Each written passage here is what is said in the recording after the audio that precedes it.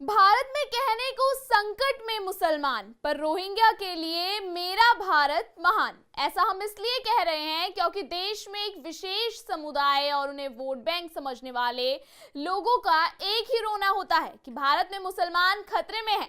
लेकिन समझ नहीं आता कि दुनिया में तमाम मुस्लिम देश होने के बावजूद रोहिंग्या मुसलमानों को भारत की जन्नत की तरह क्यों लगता है। और अब आप सोचेंगे कि घुसपैठिए तो घुसपैठिए होते हैं, पर हम बार बार मुसलमान का ही जिक्र क्यों कर रहे हैं। इसका जवाब भी हम आपको आगे देंगे और आज आपको बताएंगे कि असम के सीएम हेमंत बिस्वा शर्मा ने देश को बढ़ते रोहिंग्या के बारे में क्या कहा, क्या है गजवाए हिंद का रोहिंग्या कनेक्शन। पर उससे पहले आयन भारत को सब्सक्राइब जरूर कर लीजिएगा। नमस्कार, स्वागत है आप सबका आयन भारत पर। मैं हूं आपके साथ तनीषा भारद्वाज। नए साल के दिन असम के मुख्यमंत्री डॉक्टर हेमंत बिस्वा शर्मा ने वरिष्ठ पत्रकारों के साथ गुवाहाटी में एक प्रेस कॉन्फ्रेंस की। बांग्लादेश से बढ़ती घुसपैठ पर चर्चा की और पड़ोसी देश में उद्योगों के पतन को इसका कारण बताया। सीएम ने आरोप लगाया कि कुछ भारतीय कपड़ा इंडस्ट्री सस्ते लेबर की लालच में अवैध घुसपैठियों को बढ़ावा दे रहे हैं। उन्होंने खुलासा किया कि हाल ही में त्रिपुरा में हुई नॉर्थ ईस्टर्न काउंसिल की बैठक के दौरान भी ये मुद्दे उठाए गए। राज्य सरकार ने घुसपैठ से निपटने के लिए प्रयास तेज कर दिए हैं और इस साल लगभग 100 घुसपैठियों को सफलतापूर्वक खदेड़ दिया है। सीएम शर्मा ने जिहादी गतिविधियों पर हाल ही में की गई कार्यवाही को भी सबके सामने उजागर किया। इसके बाद असम, बंगाल और केरल में 23 लोगों की गिरफ्तारी हुई और साथ ही हथियार भी जब्त किए गए।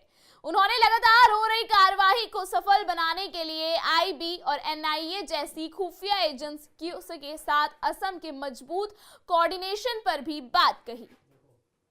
एक बार आप भी सुनिए हेमंत बिस्वा शर्मा ने इस पे क्या कहा। First of all, we have witnessed a massive increase of infiltration into Assam and India. 2 days back, I have even discussed this with my counterparts in various northeastern states and also with the government of West Bengal. Every day, Assam police is detecting 20 to 30 numbers of infiltrators, and equal numbers is also being witnessed in Tripura. So when we try to research that why this thing is happening, after the unrest in Bangladesh, the textile industry has virtually collapsed there.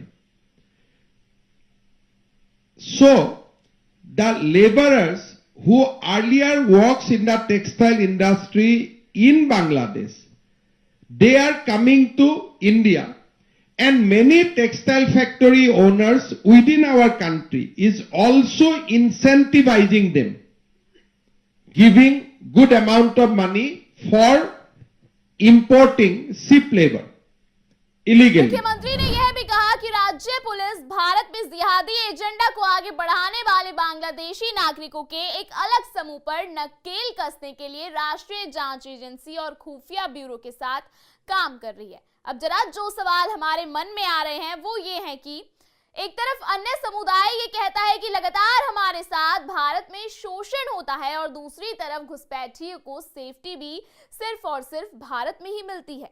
यह दोगलापन शायद इनकी फितरत बन गया है और हेमंत बिस्वा का डर भी गलत नहीं है। अगर ऐसा ही चलता रहा तो गजवाए हिंद को साकार होने में समय नहीं लगेगा।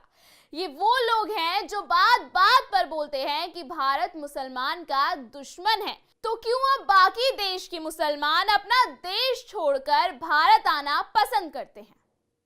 देश की सीमाओं पर हलचल तेज है। बंगाल से लेकर असम और राजस्थान से कश्मीर तक हर तरफ एक ही चर्चा, मुस्लिम घुसपैठियों का भारत में दाखिल होना। बीते कुछ सालों में बीएसएफ ने कई बार ऐसे घुसपैठियों को पकड़ा है जो बांग्लादेश, पाकिस्तान या अफगानिस्तान से भारत में घुस रहे हैं। रिपोर्ट के मुताबिक पिछले 5 सालों में 10,000 से ज्यादा अवैध घुसपैठिए भारत में दाखिल हुए हैं। इनमें से ज्यादातर मुस्लिम समुदाय से ताल्लुक रखते हैं। सवाल ये उठता है, आखिर क्यों ये लोग भारत आ रहे हैं और फिर भारत में पहले से रह रहे मुसलमान भारत के खिलाफ बयानबाजी करने लगते हैं। भारत सरकार ने जब नागरिकता संशोधन कानून यानी कि CAA और NRE लाया तो देश भर में विरोध प्रदर्शन होने लगे थे। घुसपैठ की वो कहानी जो सिर्फ सीमा तक सीमित नहीं रह गई है, बल्कि देश की राजनीति, सुरक्षा और समाज तक गहरी जड़ें जमा रही है।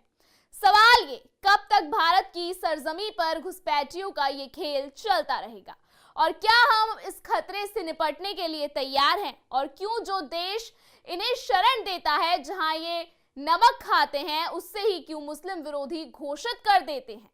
भारत की सुरक्षा, अखंडता और संस्कृति की रक्षा हम सबको करनी है। घुसपैठ की इस चुनौती का सामना मिलकर करना होगा, ना सिर्फ सुरक्षा एजेंसियों को बल्कि हर एक जागरूक नागरिकों को। फिलहाल हमारी स्पेशल रिपोर्ट में इतना ही। लगातार इस तरीके की खबरों को देखने के लिए बने रहिए आय ऑन भारत पर।